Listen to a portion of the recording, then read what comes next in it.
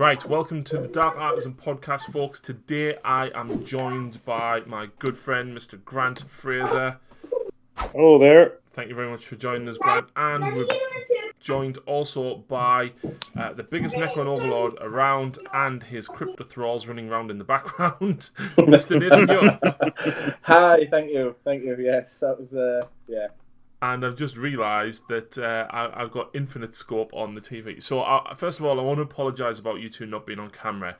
When I did the podcast 2 weeks ago, it turned out my lovely internet didn't like the idea of a video call and then also streaming at the same time. There was a lot of dropped frames in it, so apologies about that, folks. But yeah, we've got absolutely loads to talk about since the last podcast. Since the last podcast, of course, the Marine Codex and the Necron Codex I could actually talk about now. Yes. I can also talk about Sons of Behemat now as well, of course, because I've also built and painted a model. And we know what's coming next week as well. Yeah. So I'm going to address the elephant in the room, right? That is the new Monolith. Right. Beautiful model. Mm-hmm. Fantastic. Really, really want one. So much better than the old one. You'll only ever want one. £105. Yes. I don't want one. I was planning on getting 3 for the new weapon options, but £105 is that's a one model purchase. Yeah, that's a lot of money. How big is it though? I've not actually paid much attention to how it compares to either the old one or like other models of that price point. I don't know because what I've seen, I think it's on 120mm round base, so it's on like sort of Gargan size base, and it's a lot bigger. But if you consider there is multiple layered, because it's basically a monolith within a monolith. Right? Yeah, it's big, right? There's a lot of plastic. Yeah. And at the same time, if you consider there is a Lord of War, you know, it's on par with Imperial Knights, right? That's the category that they're pushing it into. Games Workshop have said that for months, haven't they? They've said it's going to be a knight equivalent, or it can take on knights. They've said that for a long time. Yeah. But at £105, right? When, I mean, Nathan, how much was the old monolith? 60 quid, 50 quid? Oh, yeah, about that, yeah. I mean, but it was always marketed as a Land Raider equivalent. I always felt back in the day. You took the words right out of my mouth. I was just about to say it was always like the Land Raider for Necrons. Yeah. Yeah. Now it's supposed to be nice. Don't get me wrong, right? Games Workshop models, like even since I got back into the hobby like 6 years ago, the models that they're coming out with are better and better and better every time. Yes, they really are. The sculpts, the designs, they are beautiful. Here's a quick question, actually. So I've not been paying attention to Necron stuff. If that's the Lord of War, is the Tesseract and Obelisk thing still Lord of War as well? Yes, they are. But they are. Okay. Cheaper. But when you look at the actual model itself, and Nathan, I think you've got one. I've got one of the original 3 ones, yeah. Not the new one. So I've got an Obelisk, right? And realistically, it's quite flat and basic. Yeah. In comparison to what the new Monolith is. Now, I'm not justifying the sculpt for the price, right? Yes, you've got to consider that the sculpts are much better, but when you suddenly jump from like what the old Monolith was at like 50 or 60 quid to 105, and especially when it costs you 3 command points to take it in game. 6 if you want any kind of dynasty rules. Exactly, because you need to take 3 of them. Mm-hmm. And how many points are there, Nathan? 350, 370 if you want to take the death rays. Fair enough, but they are better rules-wise than what they were. But my argument is, right, and I'm not justifying some of the other stuff, so a lot of people turned around and said, right, the Gargant is too expensive at 120 quid. 360, sorry, with 380 with the death rays. Right, well still, that's not bad. But when you look at the Gargant and you go, right, the Gargant's 120 quid. And it's just like, even the Gargant was bordering it for me. I'm like... Yeah, there's been a number of people say that they've been priced out with the Gargants with the... I've definitely seen it on social media and that. People are like, yeah, Gargant's 120 quid when you want 2 or 3 of them is just... But, right, so, don't get me wrong, the model is beautiful. It's almost the same size as a Knight Castellan or Valiant. And I'll put a picture of showing that. Mitch says, does it still get stuck in terrain when it moves? Has it still got fly, Nathan? It doesn't. It loses fly. It's just a vehicle, Titanic monolith. There we go. The Void Dragon price is £68. The Void Dragon's not that bad, I don't think, for 68. He is not massive, but he's quite tall and spindly. But like, I kind of put him in the same realm as the Celestin Prime. Yeah. Possibly a little bit bigger than that. But yes. I don't look forward to trying to transport that Void Dragon model. That looks like a fun one to take to events and take any distance. Yeah, the Void Dragon spindly, the Silent King with these little side pillars, they look very spindly. Yeah, just the bottoms look, where it's just got the crackling energy. Yeah. Where it connects at the bottom. Yeah. Now, people are saying the Gargants are expensive for an army. They are, right? £120 a model, it seems like a lot, right? But we're going to conduct a little experiment here, right? But before I do the experiment, I just want to point out, right? £105 for the Monolith, you're probably never going to use it. Right? No, it's a load of war. It's 3 command points. Then to use any kind of its benefits in its portal to teleport troops in, so the troops have to go into reserve as well to be able to be teleported out of them again. I mean, don't get me wrong. It's not an auto take in your army, though, is it, Nathan? No, it's not. No, it's narrative games, larger games like maybe 2,500. But in normal match play, normal games, no, it's you'd have to have a specific army build if you were going to take a monolith. Now, I'm not saying that how good a model's rules are. I'm not saying you pay to win, right? But how much a model costs and how good or how much use you're going to get out of it by how many games it's going to be in is certainly a big factor in people's purchase price. For me, yes, the Gargants are expensive.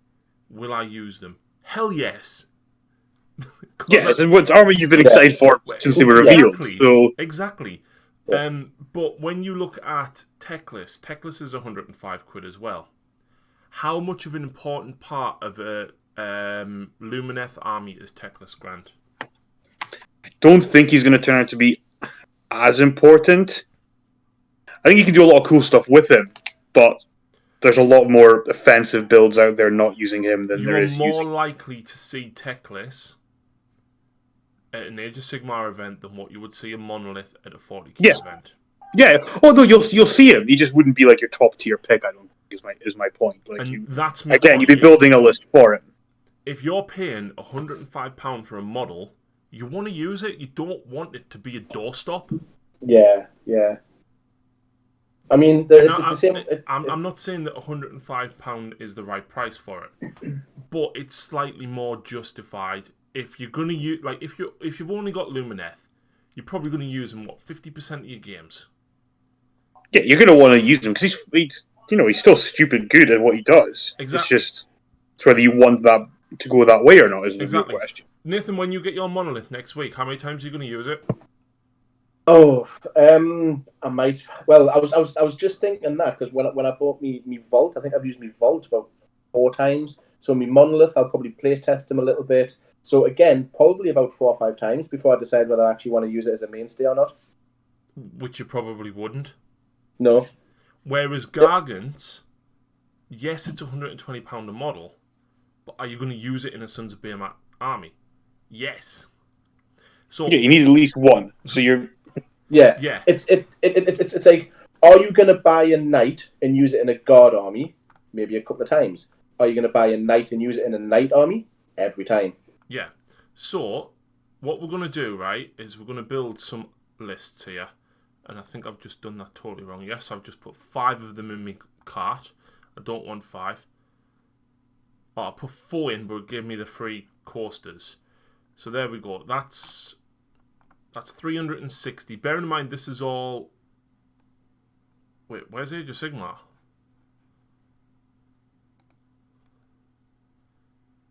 That was odd.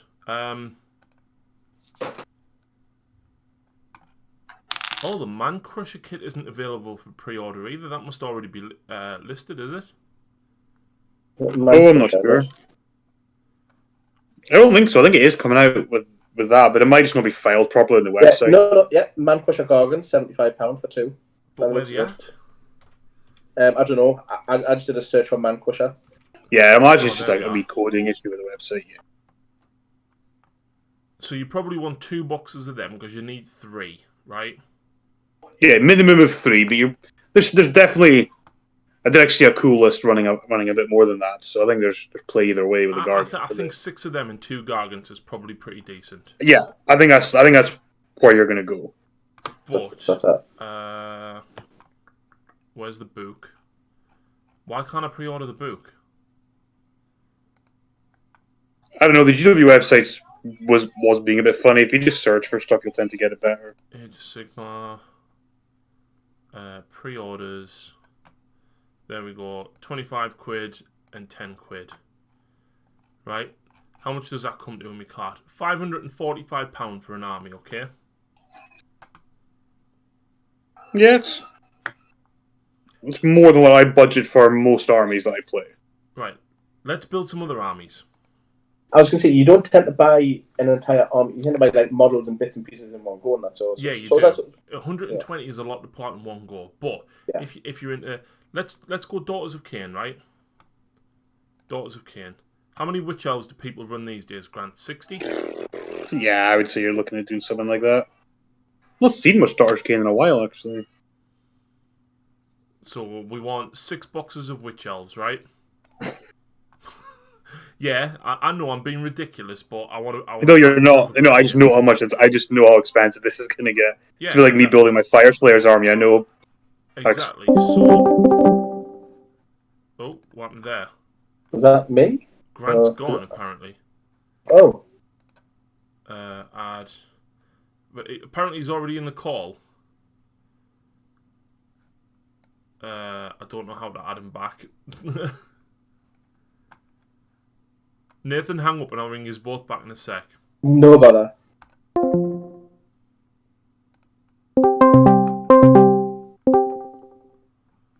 Hello there.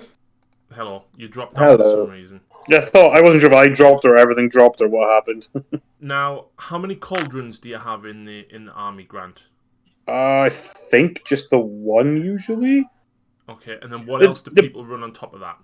Well, it depends if you want to run Marathi or not. That's kind of the big one. Right, Marathi. I'm not going to buy a cauldron because the start collecting box is only 10 quid more for 5 snakes. Yeah. So we'll go with that. We need the battle tome. Technically, we would have spells, which these guys don't. But I mean, 600. That's not even 2,000 points. What else do you have besides a cauldron, Marathi, and 60 witches? I'm really not sure. You could have picked Fire Slayers I've actually run before. That would have helped better. Instead of throwing me with Dark Artisan, which you actually collect. So you should know. Heartrenders are life takers. People sometimes do some of them. Heartrenders, yeah. You have to want a couple of units of them.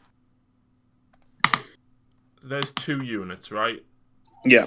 That's not even 2,000 points, right? So what are we at? We're already over 400 quid. Yeah. Let's have a look. 475 quid and we're not even at 2,000 points. So, how is Sons of Behemat any different? In fact, it's not even that much because I've still got the Sons of Behemat card and thingy in there. So what do we say for Doctor? I'm at 440 for Daughters of Cain, so I'm £100 less and I haven't even got a 2,000 point list. Well, so we take what? Marathi and a Hag Queen. We'll slaughter another Hag Queen. And I'll just quickly see how much units we would need. It's like 300 for the Shrine, 480 for Marathi. What is it? 600 for the Witch Elves. Yeah. So you need like. So you're only at about 1,700, 1,750 here. Yeah, well, I'm at 1,770, and then you can add, and that's with 90 Witch Elves and 60 Witch Elves and 30 Sisters of Slaughter. Right, and well, let's then go for 9 boxes of them then. Canary, then There you 2 go. heart renders. 545 quid. Bang. Here we go. Yeah, Same price. Marathi, a Hag Queen and a Cauldron, another Hag Queen. 30 sisters, 30 witch elves, 2 units of 5 heart renders, 1950 points. Yeah, and there you go. With the Battle Tome, right? And yes, I bought a Star Collecting box instead of just the Shrine. 545 quid. Yeah. Same price. But again, Daughters are a well-known expensive army. That's why you don't see them very often. Okay. Let's... You can't just clear your cart. That sucks. You got the individual deleted or? Yeah. Well, I've just quickly done a quick little Necron army, and I'm at like 665 quid. There you go. What? But with that, right? Something I don't get now. The new Necron Warriors are how much, Nathan? Are they 30 quid or 32.50? 29. 29. 29 for 10. Can someone tell me how much the new, not the Elite or the Command starter set is? The Recruit. The Recruit starter set. How much is that? Look. I'm trying to find it on the website now. 32.50. So what do you get in the Recruit edition? Let's have a look. So, oh look, you get 10 Necron Warriors. You get a Royal Warden, is that? A Lieutenant, and 5 Intercessors. Yeah. And some dice. And a little player board. For £3.50 more. That's good. Yeah, I mean, you'll easily make a few bucks selling off the Assault Intercessors and Lieutenant if you don't want them. Although the market's probably going to get flooded with them for that reason. But yeah, you'll still find some. You'll still probably get rid of the Assault Intercessors, I would say. Oh yeah, absolutely. Because folk will always want them. You might struggle to offload the Lieutenant, but you'll easily make, say, a $5 for those 5 models. Oh yeah. And you're already cheaper than your set. But not just that. If you go through a local gaming store, it's even cheaper still. Yeah. Exactly. Yeah, well, they normally do 10%, 15% off some of them too, don't they? So some of them do 20 odd. Some of them. Yeah. So straight away, so 20% is what, like £6, 40 pence. Yeah. So that's straight away. That's 26 quid. Yeah. Brilliant. Is the hobby, is GW pricing people out of the hobby? When you look at some other hobbies, right?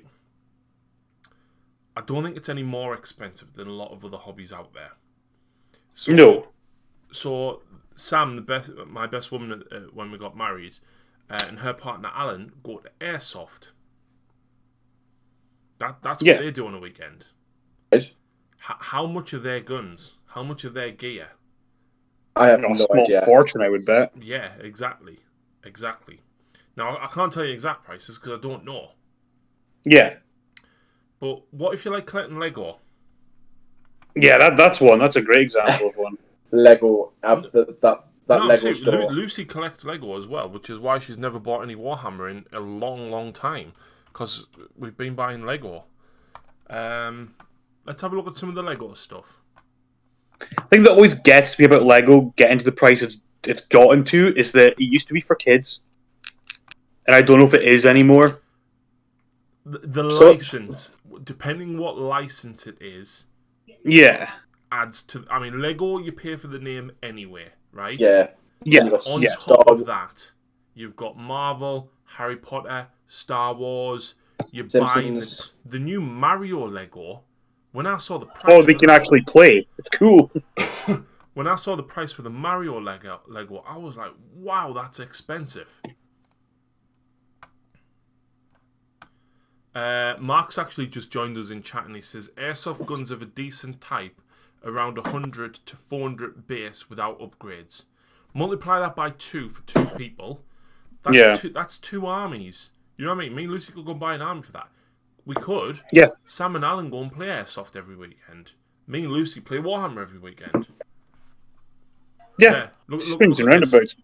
Diagon Alley, right? Which I'll hold my hands up. Me and Lucy bought it, but it was our treat to ourselves for when we got married. and we said, right, that is our honeymoon type thing because we're not going away. There you go, £370 for Diagon Alley. I mean, granted, it is 4 quite large buildings that all link together, and I think you get something like 30 minifigures. Mitch has just raised the point as well. The new Mos Eisley Cantina for Star Wars, which, by the way, if I collected Lego Star Wars, I'd have been all over this. There we go. That's £320. I don't think it tells you how many pieces it is. Oh, there, 3,187 pieces in that. It's like the Death Star, so that you can buy. That's like, 500-600 for some of them. They're the ones that just blow my mind. Yeah, but also, I mean, those are things you tend to build once. There's no kind of replay to it. Unless you move house and have to pack them down and then rebuild them. Oh god! I hope you kept the instructions. Oh yeah. We kept all the boxes and everything. But like, even a standard kit is like 35 quid. Let's have a look at the Marvel stuff, right? Iron Man Hulkbuster, 35 quid. I had to buy 2 of them for the kids. Avengers Compound, £90. Avengers Helicarrier, 110. Ultimate Quinjet, 75. Iron Man Hall of Armour, 55. Avengers Truck Takedown, 35. War Machine Buster, 30 quid. Do you know what I mean? Yeah, 100%. I think no different to a Warhammer kit. I think one of the things that people say it gets too expensive is, and I could be well off the mark here, how much of that, though, is people chasing the new hotness? Yeah, so it's only expensive if you're paying to win. But also, I mean, and also, what factor is, back in my day, things were cheaper. Well, yeah. Yeah. But what was the minimum Everything wage back was. in your day? You what, sorry? What was the minimum wage back in your day? I remember probably the same as it is now, but that's a whole other argument. I remember starting my first ever job, right, when I was 18, 19, for £5.13 an hour. I was just going to say, I think it's about £5 an hour. I'm still on minimum wage, but I'm on £8.72 an hour. Same here. And yes, things are more expensive, but yes, we are getting paid more as well. The issue that I think a lot of people, some people don't get this, some people do, is this kind of hobby is a luxury. Yes. And I know a lot of people enjoy doing it, and I'm not saying people shouldn't necessarily do it, but me and Lucy, for example, we don't drink. I say we don't drink, I'm drinking a glass of Pernod now. Because I was given one as a gift and I'm just having a glass. But I don't actively go out and buy it. I don't go out on the town every weekend. I don't sit and drink 8 cans every night. I don't smoke. I don't gamble. Lucy doesn't gamble. Do you know what I mean? So to point out how quiet I stayed during the drinking portion of that that conversation. Yeah. But look at it this way. I mean, how much is a pack of smokes now? Like a tenner? I think I used to smoke and I stopped when it was about £5-6 a pack. I was in the shop the other day and somebody bought a pack and I couldn't believe it was a tenner. Yeah. Like, I stopped because I just couldn't afford it anymore. That and I had to leave the pub to smoke. That was the things that killed it for me. But Jesus, a tenner and a pack of smokes. Yeah. Yeah. And if you smoke 20 a day, which I used to, that's £100 a week. £70 a week I'd be on smokes. Yeah, exactly. With nothing to show for it. Exactly. And Mitch has just raised a point. I tend to look at how long I will spend building it and using it and how much I spend on it. So I'm usually okay with the price. And see, that's the thing with me. Even though I don't always get to use all of my models, the time that I put into painting it, I enjoy that time. Yeah. But then if you game with it as well, how much more are you getting out of that than 8 cans or a pack of smokes? Exactly. But then it also doubles back to food as well. And I'm not saying everybody eats crap, but like a takeaway is nearly 20 quid. Mm-hmm. I was going to say, we have to our bench line is like, is this a Chinese takeaway, which we would eat on one night? But then it's like, then it's like we do. Ooh, that's too expensive. Is it really too expensive? Because we wouldn't even think twice about a Chinese takeaway. Yeah. Yeah. Yeah, absolutely. Cass says I'm right there. See, exactly. But like, not just that. I mean, how much is a packet of chocolate digestives? You're looking at least £1, even if it's on offer. So if you get 3 or 4 of them a week, right? I'm guilty of buying energy drinks, right? And I'll hold my hands up since I moved. And the local co-op is crap compared to my old one. I just don't bother buying them now. So I used to buy 1 or 2 on the way to work. And there's £1 every time. Yeah, so you don't have access to it. You don't. So over the month, it slowly builds up. And if you just buy like 1 box a month or 2 boxes a month, but the hidden things, as you say, like energy drinks, maybe a Twix or a Mars bar or, whatever. If you add all that up over the month, you'll see, actually, I probably spent about the same amount. Exactly. So when you factor in those things, is the hobby too expensive? And I think I have felt it more this last sort of 6 weeks, right? Because I was very fortunate that I owned my previous house outright. I didn't have to pay rent or mortgage.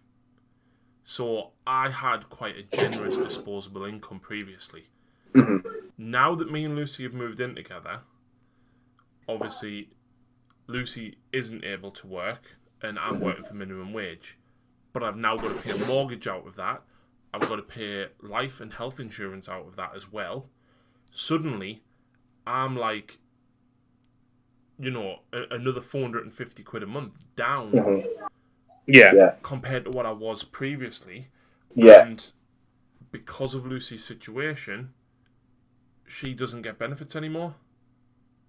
And then when you go, it's like a 10-man squad, just a both. Like so. I mean, they're coming at what? They tend to come in like 5-man squads. I was with me at the minute, it's either more immortals or more death marks, and they're like 25 for 5. So if you want like a 10-man squad, that's £50. And say, but if you got life bills, as you say, like a mortgage, health insurance and stuff, gas, electric, there's like £50 for 10 models. Really? Yeah. Mm-hmm. Yeah. Cass has just said there that he's on benefits, and I can't even imagine how somebody that is on benefits can hobby. eBay. Yeah, but I mean, living alone is expensive enough. Yeah. I can't even imagine what that's like. I mean, obviously, things the way they are at the minute, a lot of us are lucky enough to have jobs. Yeah. I'm fortunate I didn't get furloughed because I work in the construction industry. I was fortunate enough that we kept going. I've worked from home, and even now I'm working from home. And I work for the care industry, so we haven't stopped. And I'm a farmer. Applause for Nathan. And granted, farmers never stopped. No. But like, I could have really gotten a month of furlough. I'm not gonna lie. I'll admit I wouldn't have complained a couple of months because, I was lucky I didn't have a rent or mortgage to pay. Now I'd be like, nah, I need to because. Yeah. But is the hobby too expensive? I would say no. It's no more expensive than a lot of other hobbies. Mark's saying there actually. Bolt action is his cheapest hobby, around £100 for a 1,000 point army generally. Warhammer is middle cost, and Magic the Gathering is by far the most expensive for a good reason. Oh yeah, Magic is insane. You're looking at £10 to £50 per card. You can need up to 4 of each of those in a 60 card deck. A normal deck can cost between £300 and £800. Wow. Then if you get into games using older cards, these can be from £400 to £1,200 per card. Yeah. Wow. Yeah, Magic is just ridiculous. I'd heard. I mean, just going on like the random factor alone, because you buy a pack of cards, there's no guarantee you're going to get the card you want. So I can see how those costs increase. So at least if you go to Games Workshop, you know exactly what you're buying and what you're getting. But yeah, wow, that's so one deck could be. So one deck is even more than a whole army. Yeah. Yeah. That's mental. That's absolutely crazy. For bits of cardboard. Yeah. Yeah. But that's why I always look at it. Is at least I'm buying like. I remember when I got back into it stuff, Don. I was like, but you've got to make it yourself. Like, why is it so expensive? Like, yeah, it's kind of part of what you're paying it for. Yeah, absolutely. Stu has just said a cheap alternative to the Gargant is the Mantic Giant at £25. I think that's when people say, "Is Games Workshop expensive?" Because there's other parties out there who are doing similar but cheaper. I mean, Mears have done a deal. They've got big giants going for pretty cheap just now as well. But outside of a few companies, and Mears are really good sculpt, but like Mantic's sculpt quality is nowhere near GW's. No. And that's what you've got to remember. But there is cheaper options, but usually they're cheaper for a reason. It's then a case of, right, I'm going into a clothes shop, right? Do I buy this pair of Levi's jeans for 200 quid? Or do I buy these Asda jeans for 20 quid? See, I'm cheap. I would buy the You're Asda buying jeans the for name. 20 quid.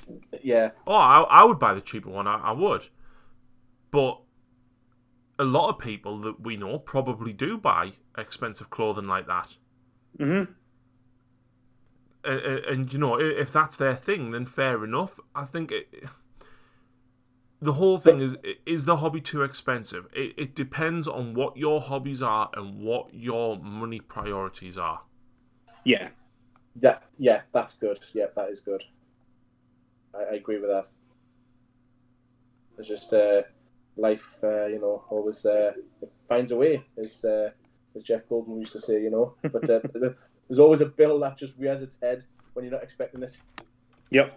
There's always something. Car breaks down, or I've just had to pay 90 quid a day for a new tyre. £90 for a tyre? Yeah, we couldn't find. The fuck are you driving? A tractor?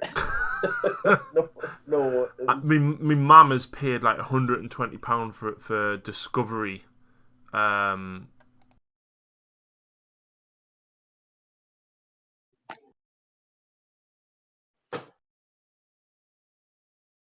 Again, that yesterday we had a spare £90. Today we don't have a spare £90. Yeah. So it's a case of, do I get a car tyre or do I buy a Monolith? Yeah. Probably buy the Monolith. Stu also says, factor in that some people will not buy anything non-GW regardless of the cost. And I do see that point. A lot of people won't. But at the same time, GW kind of shoehorns themselves into that position by going, oh, you're not allowed to use any minis that aren't by GW at any of our events. Yeah. And that's fair. That's their event on their property, advertising their business. Yeah. Like, absolutely, that's their decision to make. Yeah, because, I mean, it would kind of be a slap in GW face if an army that won that event wasn't even their army. Exactly. Yeah. They're only protecting their IP. And I get that. I really get that. But it's the same with removing stuff from that's not production anymore into Legends categories. It's so... If some kid comes into a shop and sees this really cool model being played in the shop and it's an old one, then they can't sell them that model. Yeah. So, like, they don't want to have anything in their stores that you can't readily buy. And also the same is going to go for their events at Warhammer World and stuff like that.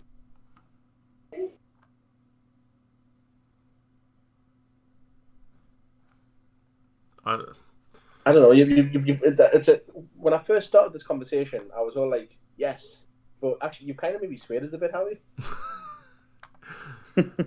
I'll be honest, like I said there, obviously, since buying the house, and with all these, I knew it was going to be really hard. I go away, look, it was September, obviously, we got married in September, you know, our money went into that. But then I was like, October's going to hit me hard for hobby. There's going to be Gargants, there's going to be tons of Space Marines, there's going to be absolutely tons of Necrons, Sons of Behemoth are coming out. I'm like, how on earth am I going to keep up with this? Yeah. And I'm fortunate that I am able to keep up with it a little bit because of people like you guys supporting me via Patreon. And obviously, with the Sons of Behemoth stuff, with GW actually sending me a model, like, that's outstanding. For me, when I got the email, I was like, wow, holy shit balls.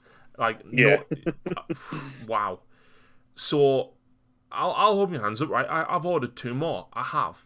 From Battle Right. Bunker. Justin gives me some nice discount, right?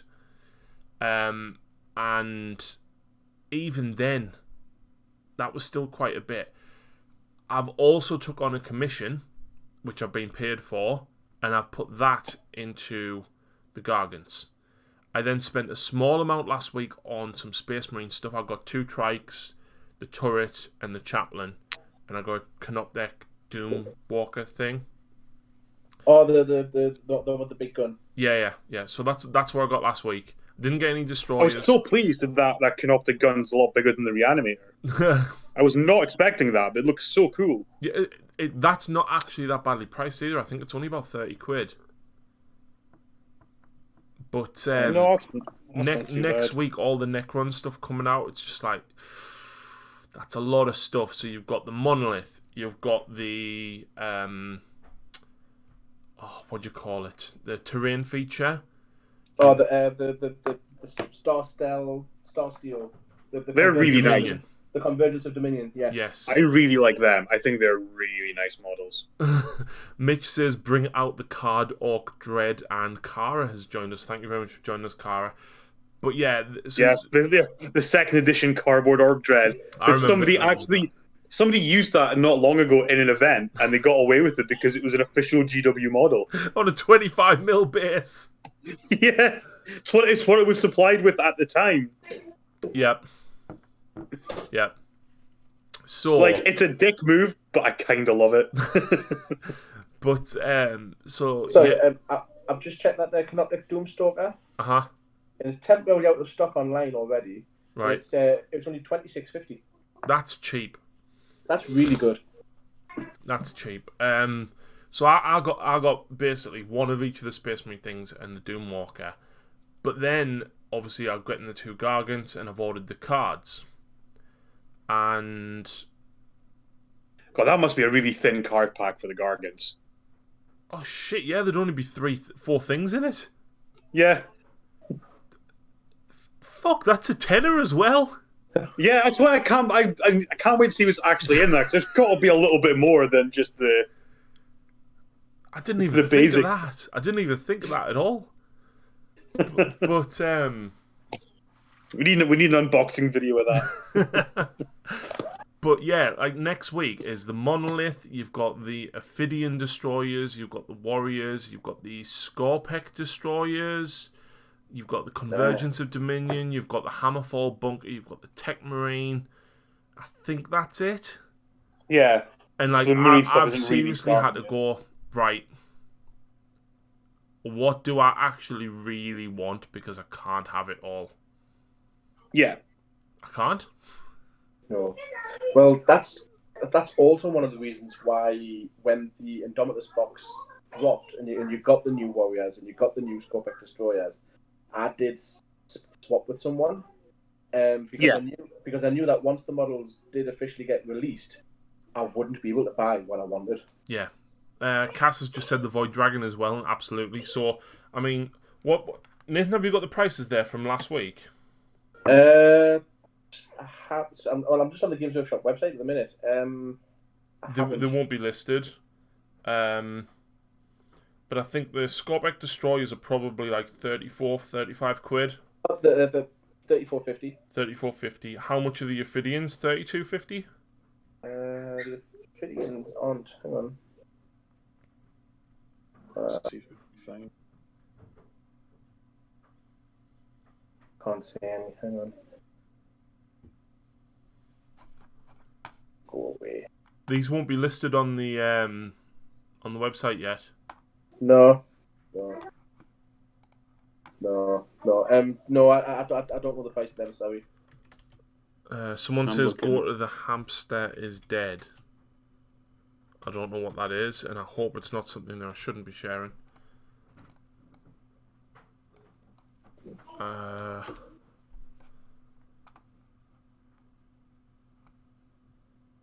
I'm not going to look at any of them pages, Mark. No. I'm going to hazard a guess that the Ophidian Convergence Dominion's about 32.50. The Bunker, I think, was 32.50. The Tetmarine was 23.50. That's 330 quid. Next week's releases. I've got the Scorpec and the Hexmark prices and stuff like that. That's all I've got. Yeah. Yeah, that's last week's stuff. Yeah, I can't find the price for this week's stuff leaked yet. Like, I don't think it has. Yeah. Valrak put them out on Monday. Yeah. 2 minutes actually. I think I might be able to find them.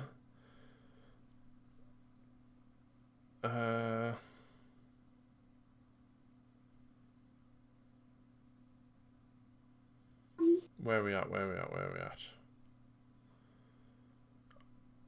How do you view media in a message? I have no idea. You used to just scroll at the bottom and now it's not there. Oh, there, view photos and video. There we go, found it. So we've got the Hammerfall Bunker is 35. The Primaris Techmarine's 23.50. Convergence of Dominion's 35. The Monolith's 105. 68 for the Catan. 34.50 for the Ophidian Destroyers. So again, 35 for them. Yep. 71.40.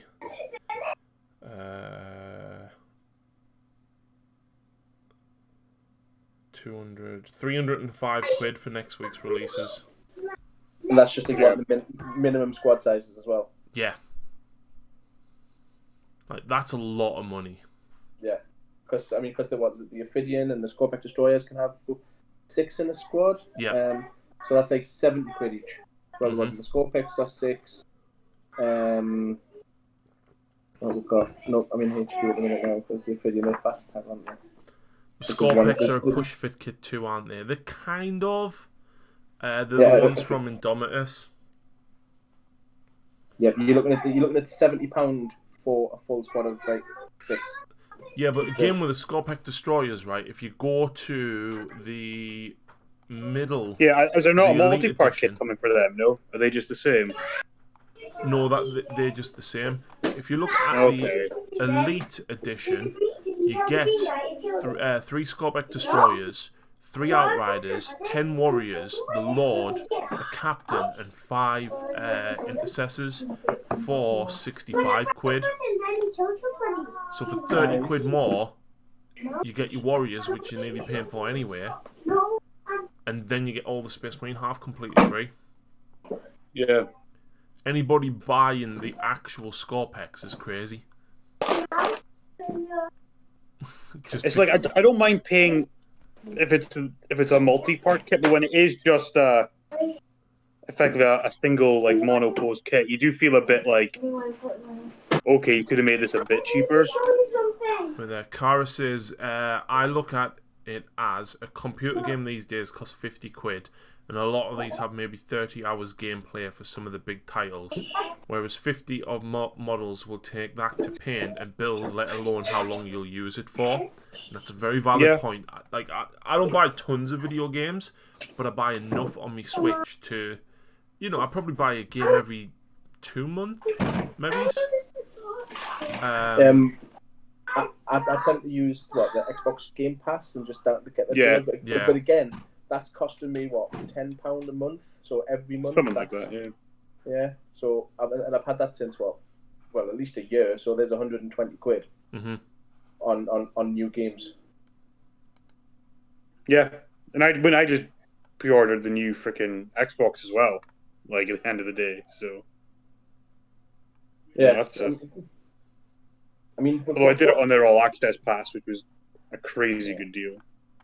You know you're going to sit down and you're going to spend days, over the course of however many years. Someone I've read something that the 360 came out 15 years ago now, and that's like 2006. It came out same year as the Wii. Yeah. I mean, my they were Xbox well is over my main. they were over 300 quid when they came out. So I'll hold my hands up, right? 450 quid for a PlayStation or an Xbox is a lot of money. It is, but look at inflation. Is it really much more expensive than what an Xbox was back in 2006? No. No, they're not. And I challenge somebody to go and look for an old Argos catalogue and tell me how much a Sega Mega Drive was back in the day. Yeah. 200 quid. Yes. And that was like, what? 80s. 92? 90? Oh, 90s. Oops. And the games were more expensive as well, a lot of them. Yeah. I remember when I was quite young and my mum got me a Super Nintendo. I had my ears pinned back when I was a kid, right? And I was really, really poorly off the back of it. And my mum and dad bought me a Super Nintendo with Super Mario World and I think Super R-Type. And I think I got like one or two other games and we were out somewhere. And I always remember they had Home Alone 2 on sale for like 20 quid. Mm-hmm. And like that was so cheap for a video game back then. And this was before the whole second-hand market kicked off. And like my mum was like, Harry, you might as well get it because even if you only play it a few times, it's another game. It's cheap. Yeah. But then like the whole second-hand market was basically if you went to a car boot sale and somebody had a load of video games for sale. Yeah.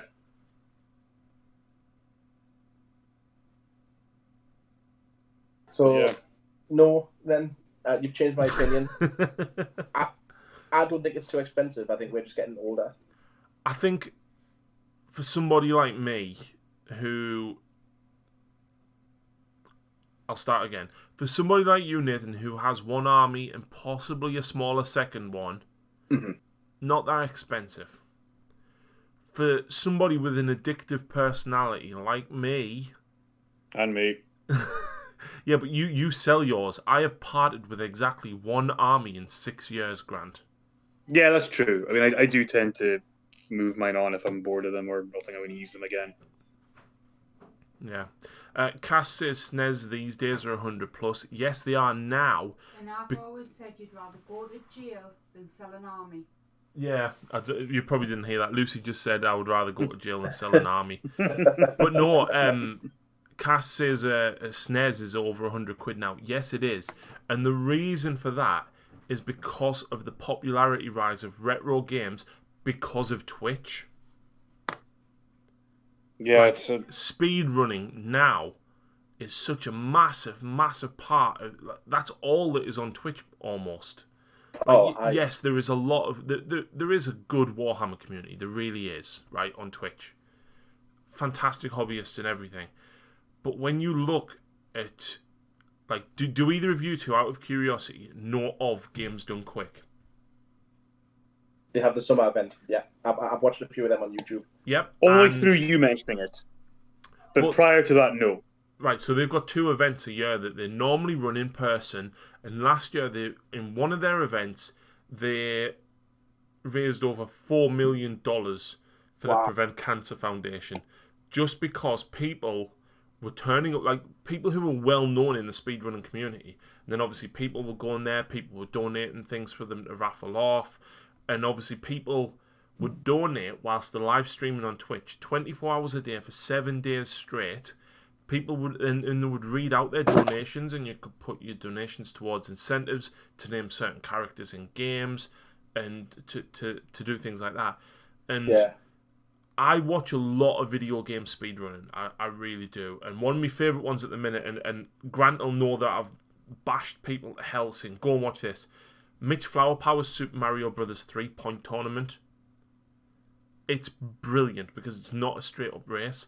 But like Mitch is so good at Super Mario Bros. 3 and he knows the game inside out. And because everybody who watches him goes, I want to play Mario 3 like him. And they run out and buy a NES. Do you know what I mean? Yeah. Which is why Nintendo's have a lot more of their older games available easier because they'd make a lot more money. Yeah, Yeah, Will's actually just joined us. He says, "I'm super happy I kept my consoles. Living room has Xbox One, PS4, and Switch. My bedroom has my 360, original Xbox, PS1, and the kids' bedroom has the PS2, Atari, and Commodore 64.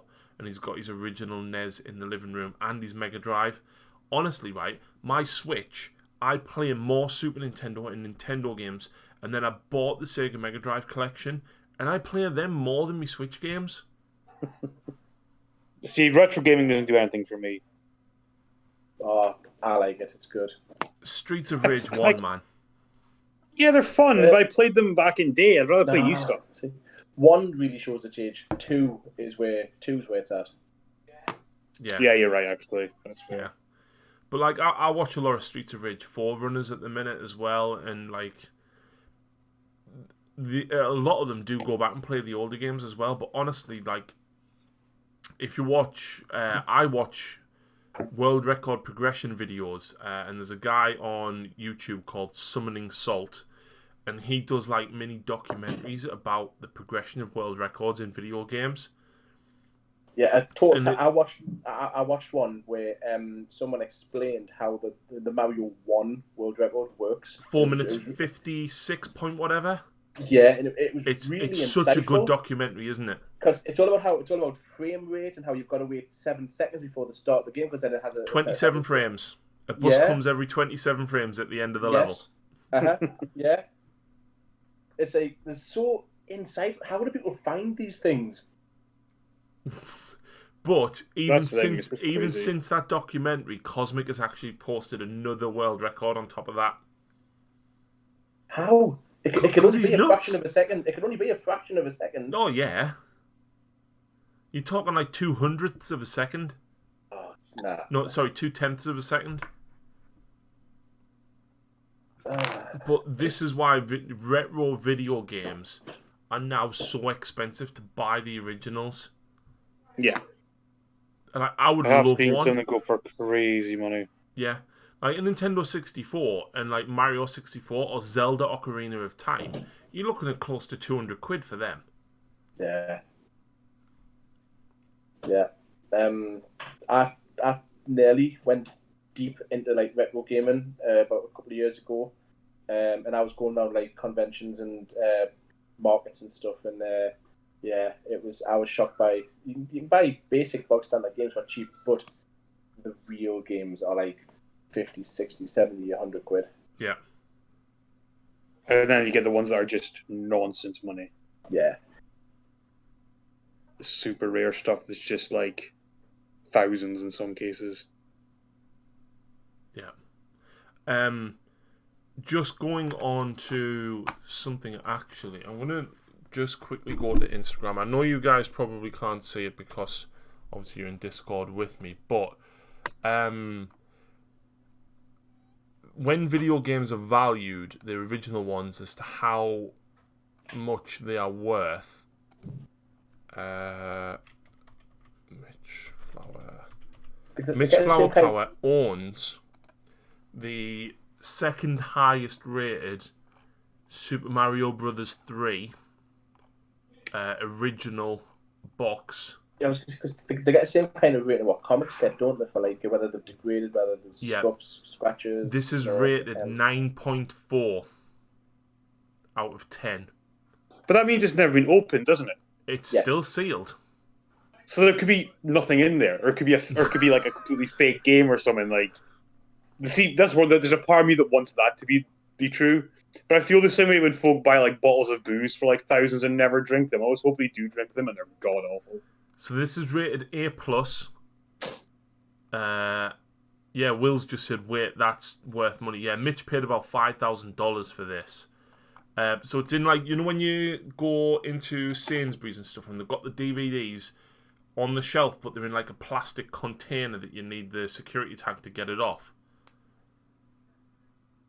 Yeah. Yeah, so it's inside one of them with the rating and everything on it. And I don't know exactly why this isn't fully rated, but it's still sealed. It still has the price tag on it. And the box is not damaged in the slightest. There must be some like minor imperfection somewhere. I think it's because it's made in Mexico. Oh, 3-screw cartridge apparently, which means it's like the second run of them, depending Right. on how many screws are on the back of the cartridge. I think. I don't know exactly, but that's why it's not. That's why it's not any higher than what it is. But yeah, he paid a couple of $1,000s for that. So Well, that's something to tell the wife next time I bring home a new army. Well, I Yeah. could be into retro video games.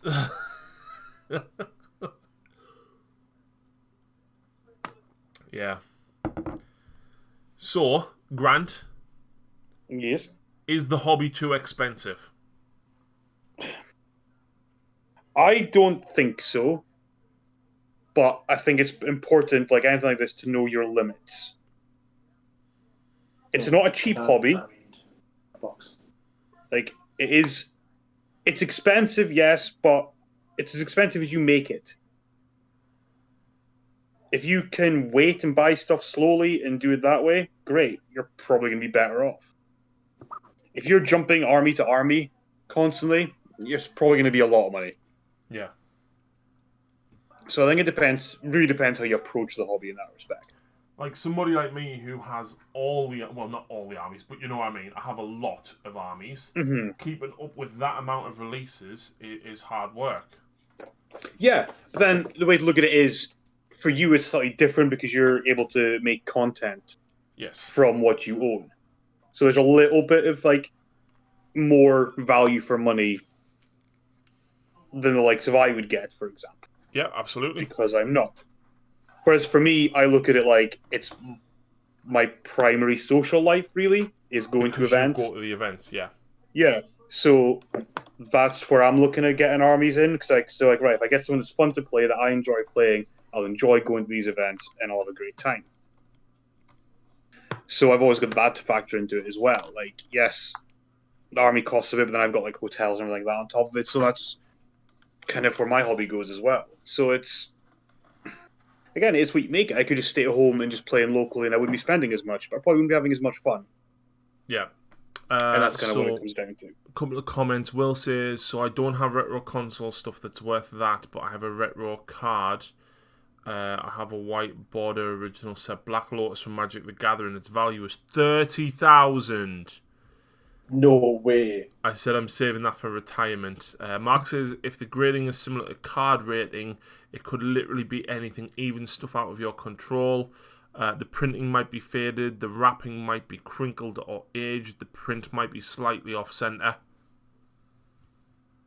So, yeah. Yeah. Smythe just says, I lulled the new Necron Warrior box compared to the cheapest Start Playing box. Yeah, we've already covered that. Daniel looks at my hobby shelf stuff, €4,800 and got all of it for 25% off. Yeah, a lot of stuff that we've mentioned, we support our local game stores. Me and Nathan buy from Battle Bunker. Grant goes to, what's that place called? Common Ground. Yeah, that's the one.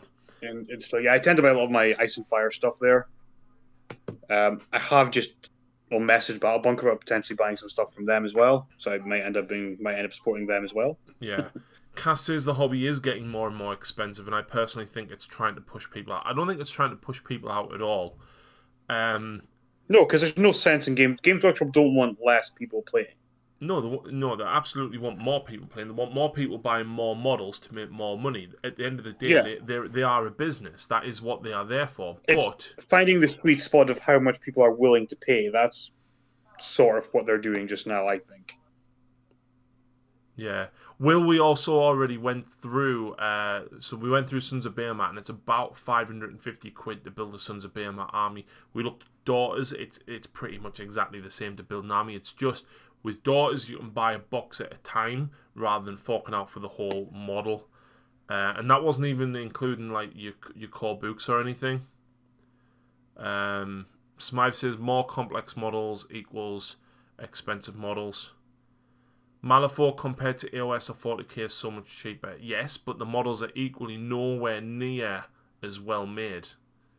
You're also comparing a skirmish game to a larger scale battle game. That's the big difference. You could compare Malifaux to Kill Team. Yeah, or Warcry, or Necromunda, or where you need one box of models. Yeah, two if you want to have different two. weapon loadouts and options and stuff. Like, yeah. Yeah, absolutely. Right, There are stop getting some smaller armies that you games. can get on the cheap. For example, 4 Beast Claw Star Collectors or 4 Fleshy Star Collectors. Absolutely. Yeah.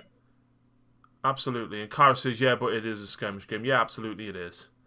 GW will always push the envelope in terms of what people are willing to pay for models. They have yet to push more people away than they drag in.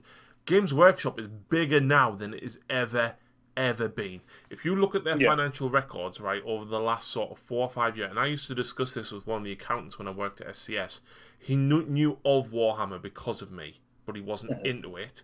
But he followed them financially because, like, they do so well. And do you know what? I think Rob Symes has got a lot to do with that because he started off the whole Warhammer community thing. Yeah. He started it, right? Do you think also the general acceptance of nerdiness with the whole Marvel MCU and stuff has helped? Yes, this absolutely. Kind of hobby? It's cool, and the Big Bang Theory as well. Yeah. I don't know how much it helps, like, wargaming. I think wargaming still has a stigma. It does. Maybe not as much as it did. But look at like, Stranger comic books are Things as cool well. now, like, stuff like that. But whether wargaming is cool or not, I would hazard a guess it's probably not. Yeah, but even Stranger Things on Netflix, like Dungeons and Dragons, people are looking into that. People get into Dungeons and Dragons, they see the minis, they go looking for other companies to find Games Workshop. But Games Workshop's online or customer-facing presence now is bigger than it has ever been. Yeah. Ever. Yeah. And they've also, the great thing they're Rob. doing is they've got tons of video games and stuff now as well. So that's, a lot more. You know, pushing that. Or they've got a Marnius Calgar comic book series coming out that looks pretty cool. Smythe says, didn't the Warhammer community site start at the end of 7th edition, beginning of 8th? Yes, because at the end of 7th edition, they basically started their Facebook page and went, right, what's wrong with the game? How can we fix it? By the way, he's an FAQ every week to bring stuff up to date and balance things out. Mm-hmm. Then, the whole thing with 8th edition, like, they just started really pushing it online. And the whole community team getting people in to do live stream games. I've been on Warhammer TV myself. And getting people to do stuff like that. Their customer engagement is so big in comparison to what it was. I was going to say, is that they're not just like a professional cold company as well. The people on the community pages who work for games, they have banter, they have a laugh. Yeah. So they have really, really good customer relations. Absolutely. And I think that in itself helps promote who they are and what they do. I would agree. Yeah, Will's actually just said, during a global pandemic where no one can go out and need something to do, GW sold more stuff than before. What a shock. Yeah. Henry Cavill built and painted Custodes. Yes. So, yeah. But who paid 20 quid for a bottle of Null Noil or Agrax Earthshade? I didn't. Someone did. I was very lucky to still have. I managed to get one on eBay for about 8 quid before like skyrocketed. I missed a trip there. But after all this died down a bit, and I was able to actually go to different houses, I found 4 tubs of Null Noil and Agrax.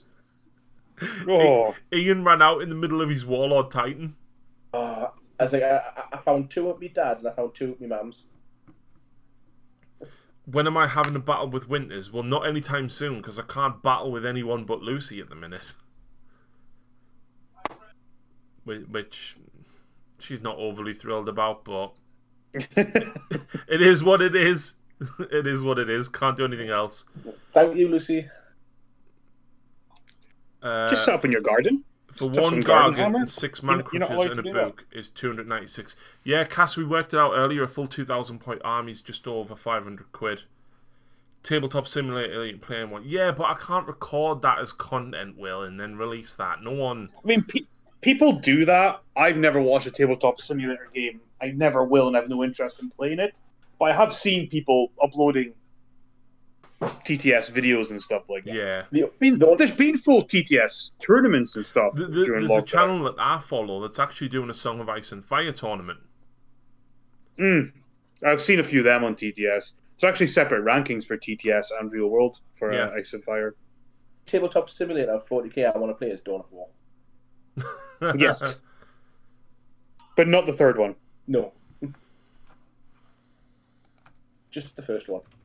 Yeah. The second one was alright, I think, if I remember. But I barely played it, but I played countless hours of the first one. First one was just spot on. Pretty sure I had all the expansions as well. Yeah. See, we've been talking for is games are expensive for the past hour. Who are you talking to? Just anyone, just talking. All right. Oh no, sorry. It sounded like I was talking. Yeah, sorry. No, I was just sorry. I was thinking out loud. Yeah, and I think we've kind of come to the conclusion that it's probably not. No. It's no more expensive than any other luxury hobbies. And like, well, if you're into cars and stuff like that, that just gets to crazy money. Very actually, quickly. Somebody mentioned that as well. I think it was Mark like racing mentioned cars, it as well. or, But if you're into modifying cars, if you buy I'll hold my hands up, right? Like 15 years ago, like when I had a Clio, I bought body kits and stuff for my car. Bought headlights. It was like how the fuck did you fit in a Clio? I don't know. Like a body kit was like 500 quid. Then you had to pay like 300 quid to have it sprayed. And meanwhile, because you've done that to your car, your insurance is through the roof. Yeah, exactly. I was paying over £2,000 for my insurance. Yeah. Then obviously headlights, tinted windows. I even stripped my seats out and got my mum to reupholster them in leather for us. Oh, that's brilliant. But yeah. No, I think when you look at other things like we've mentioned, like Sam and Alan with the airsoft guns, if you look at smoking, like we said, 70 quid for smokes a week. That's like 2 decent boxes or that's a Catan Shard of the Void Dragon in a week. And that's just the cost of them. Never mind that you can't even buy, build, and paint in a week. It's like Exactly. So I think with this, you're pricing the armies like you still factor in the cost of the paints and stuff. But then you don't really generally buy a whole new set of paints. No. For a new army, you tend to build up a collection over time. Unless it's when Games Workshop released something called. I remember going into Justin's when Contrast came out, and I think I bought like 12 paints, and it was like 50 quid, and I was like, oh. I pre-ordered the entire Contrast range. You crazy man. It's probably why I've painted nothing but Contrast for ages, because I just... Will I really am has just said, I like to see someone keep a realistic and truthful record of every Warhammer thing they ever buy, then tell me if it's cheap. So, well, you can pretty much. Interesting point there, Will. So, for the house insurance, obviously we had to make sure, especially with having a mortgage on it, we really wanted to make sure we had all the correct cover. And because obviously of what I'm doing, I basically wanted to make sure that everything I have is covered. So I added up what I could and roughly what values were stuff that is still available to buy and roughly what they are or were to buy. For example, like if I don't know, a captain's no longer in print, I would count that as 15 to 20 quid or whatever it was. And when we rang the house insurance, I always remember phoning my house insurance at my old place, right? And she said, "How much is your house worth?" I went, 25. She went, "Well, we don't insure any houses for less than 30. So I was like, right, well, 30 then. She went, "How much do you want to insure your contents for?" I went, 100,000. And she went, "What?" Wow. No, that wasn't for just Warhammer. That was everything. No, Yeah. And then, and she went, "What?" Say again. It's probably like you're trying to pull a fast one. And when we've moved in, here now, obviously, when you factor in the other things that we've now got in the house, obviously we've got the new bed. There's a lot of other stuff in here. TVs, games, consoles, stuff like that. When we went to the mortgage broker originally to get the mortgage, they basically said, look, we offer an insurance broker service as well. So we told the guy about me Warhammer and said, look, if we cover it, we want it covered to the value of, not just to the value of replacing the model, as in go, oh, I've lost that model. Here it is again on a sprue. You need to build and paint it yourself. I want it covered to be built and somebody else to paint it and give me it back. They couldn't do that, which I thought was, you're probably going to need some specialist insurance for that. But for the actual cost to simply go out and replace what I have, and that's factoring like GameMat.eu, terrain and mats, all the other mats that I've got.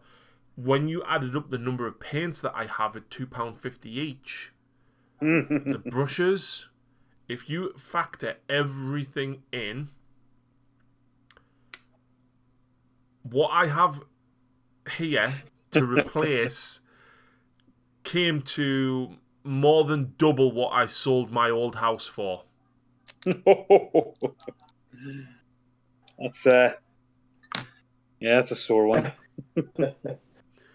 So yes, I did add it up, Will, and I was gobsmacked. However, I didn't pay that much for all that. I bought a lot of it secondhand. I get a lot of it from like Justin, third-party stores getting discount and everything. Do you know what I mean? I got a lot of it at discount. People have gave me stuff over the years. I've bought stuff cheap. Do you know what I mean? Mm-hmm. Like, I think most of my Eldar collection was bought off like eBay and trading groups and stuff. Back when 7th first came out. So, but then, like I said, if you consider the fact I didn't have a mortgage or rent to pay, I didn't smoke, I don't drink, and that's all I had outside of work. My bills were a couple of £100 a month, and then the rest of my wages I would just do on that. Yeah. So, just to be clear, 2 houses or a Warhammer collection, and you're asking if 49k is expensive.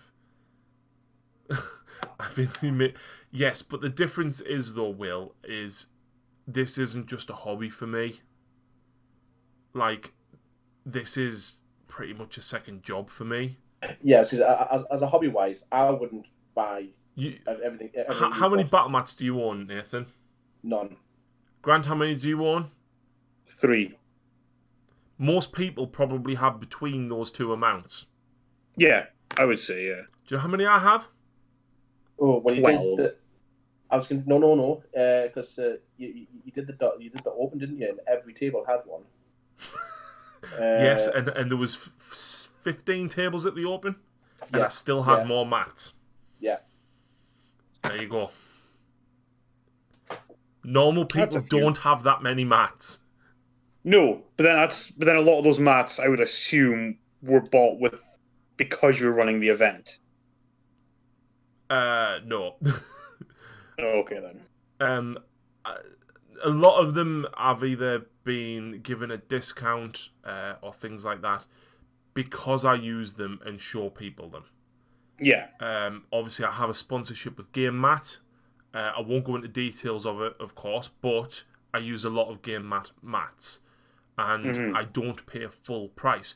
But for the purpose of the insurance, if they were to replace them, they need to. Yeah, you'd have to buy them at full price. Exactly. So yeah, the cost of what I have to replace was more than double of what I sold my house for. Yeah. Granted, my house was shit, and I do you know what I mean? Like, a house for 25k is not bad. No, but like I had to use nearly all of that as the deposit for this. Yeah. See, Cass has raised the interesting question then. This is why I reflected back to Grant and Nathan on the question about the battle mats. How much of your collection do you actually need? A very small amount of it. Yeah. I could. Well, none of it. I don't really need any of it, arguably. No, but I could run the channel with 2 reasonable size armies or 3. Yeah. Well, I'm thinking of my Necron force, which is on the floor of my mum's basement at the moment. There's 3 monoliths, there's 6 flyers, 3 of each. There's 100 warriors. There's 15 destroyers. I'm never going to field all them in one game. How many points, Nathan? Oh, about 7,000, I think. Right. So I've got that in Tau. Yeah. I've probably got close to that in Nids. Same again in Necrons. I have 27,000 points of painted Blood Angels. I think all I would need is really one AOS army, and I could be fine. Yeah. If it came down to it. My war clans.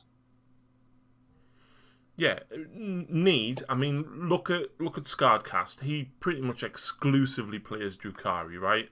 Yeah. He probably doesn't need other armies. I mean, look at Winters. How many armies does Winters have? For such a long time, he had Space Marines, Admech, and Knights. Right? He's now got Orcs, he's got Nids, and he's got Tau. I'm pretty sure he's also got Custodes that are his, and Grey Knights. And Winters has a hell of a lot more followers than what I do. I mean, the thing with having smaller armies as your main is if you're getting people in to play you, they're bringing different armies. So you're getting the rotation that way.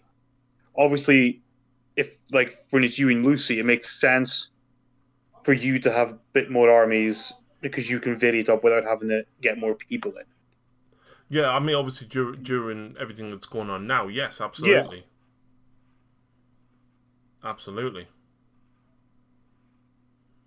But could I run the channel with, like, 3 40k armies? Yeah, probably. Yeah. Mitch says the main question is, if you can't afford the hobby, should you be buying it all? Should you be buying it at all? No. No, because that raises an interesting meme which I seen today, just this afternoon. If the cost of a PS5 is higher than your what's that number? Your credit number, you don't buy a PS5. Oh, your credit score. That's the one, yeah. So if the cost of a PS5 is higher than your credit score, then you don't need a PS5. Yeah. I mean, I can see that argument. Don't even know what my credit score is, to be fair. I have no idea. Mine probably got slashed in half with the mortgage. Yeah.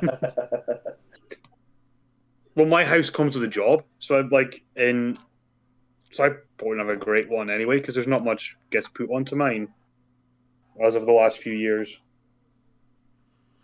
Yeah, Mitch says that's why he hasn't bought anything since the Indomitus box. But I just want to point out as well, the Indomitus box was expensive, right? For to go, I'm spending £150 on a box of models. 125. Sorry, 125. However, GW did say that it was their best value box ever. Yeah. And in fairness, it is. Yeah. You got a lot of stuff in that box. So much. Like, I think even stuff that's been forgotten about, like the new Primaris Chaplain sculpt. Like, you never really see that being mentioned much, but that's a whole new sculpt. It's much better than the old one. Oh, yeah. Like, even in the game I did with the Blood Angels versus Ducey's Orcs to show up the new Space Marine, I showed her it, and I was like, yeah, he's going to smack you with his pimp cane. And she didn't understand what I was on about. I was like, no, look, he has a pimp cane. Yeah, and he looks like fucking Reaper from Overwatch. Like, I'd never liked that sculpt. It always seemed like it was trying to be too edgy or something. Like, it just rubbed me the wrong way. But the new one is very nice. Yeah. And on that note, we've ranted for an hour and 15 minutes about the price of Warhammer. And decided that we're fine with it. Yes. You know what? Maybe it's not too expensive. Maybe it's just us. Yeah. So Maybe we're just. I am going to go and take a toilet break. And then I'm going to come back and I'll be live streaming and painting on Twitch, or showing you what I'm working on at least. But yes, thank you very much, of course, to Grant and to Nathan for joining us. Nathan, I hope one day I do see you, Monolith. Yes, it will be nice. When we are allowed to go and see each other once again. Mm-hmm. It shall be painted up in my loyal Nahilak colours. Very nice, very nice. For those of you who don't know, the Northeast is essentially on local lockdown. We're not allowed to mix households, which means we can't go and game other people, which means all battle reports henceforth will be Harry versus Lucy. And Harry will lose 99% of them. I just watched your Bahamut with the undead. Yeah, that was a good one. Yeah, that was good. Yeah, that was good.